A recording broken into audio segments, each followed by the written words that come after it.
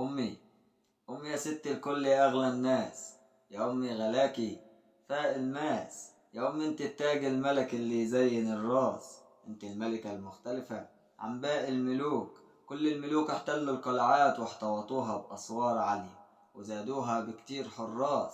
أما انت يا أمي ملكة تملكين الدنيا، ومكانتك تشبه القمر لوحده في السماء وينور لينا كلنا. وحرسك ربنا من فوق 7 سماوات من غير لا أسوار ولا حراس. يا أمي انت شمسي في صباحي، يا أمي انت القلب الحنين والحضن الدافي، وانت ملجئي وأماني. أنا مين يا أمي يعوضني حضنك عن كل الناس؟ أنا مين يا أمي يعوضني حضنك من كل الناس؟ صحيح يمكن نفس نوعك، لكن له نفس الشخص وله نفس الإحساس، إحساس الحنين واللين والشعور بالراحة والهدوء ما يكونش إلا معاكي. حضنك يا أمي الوحيد اللي بهرب بيه من ضغوط الحياة وزحمتها، حضنك الوحيد اللي بقدر فيه أنام وأنا مطمن وحاسس بالأمان، حتى مش بشوف كوابيس الأحلام. يا أمي انت الوحيدة اللي ربنا جعل علاجي في وجودك، وسعادتي سماع صوتك، وحلو يومي في طلتك في صباحي، ونومي براحة بالي بفضل دعاكي. والله بحبك يا أمي، والله بحبك يا أمي، وعارف مش هوافيكي أو في إيه من كل اللي عملتيه علشاني من يوم ما جيت على الدنيا. ومن بعد ربي انت اللي حرصاني وبعيونك شايلاني. في صغري كنت بتسهري الليل علشان تراضيني، وتقولي بكرة تكبر وتكون يا ولدي انت خليلي. وديني كبرت وصحيح بحاول ارضيكي، لكن لساكي بتسهري علشاني. لو مرة في شغلي اتأخرت ولا حتى خدتني قعدة صحوبية شوية، يعني لسه زي ما انتي شايلة همي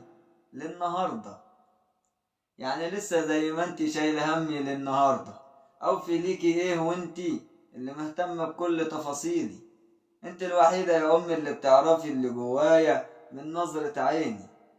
ومن غيرك يا امي من برد الشتا يغطيني، ومن عيون الناس تحميني، ومن كل اذى بتحرسيني. من غيرك يا امي تكون الحلوة في عيني. والله يا امي انت اكبر سبب في حبي للدنيا، ومش بحس بالخوف والرعب غير في البعد، ولو كانت ثانية، او اني اشوف الحزن في عينيكي. ومشكلتك انك بتداري وجعك وحزنك جواكي، وعمرك ما بتسيبيني مهما كنت انا في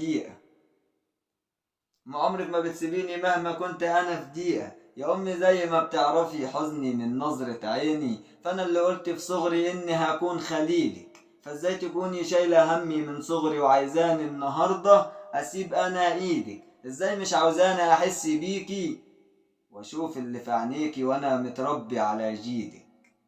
حلفتك بالله اللي عشت تربيني وتعلميني على ان السعادة في رضاه. لا تعيشي حياتك بسعادة، واوعي تخلي الحزن يكسر فيكي حلاوة روحك وفرحك والضحكة اللي بتملى البيت سعادة.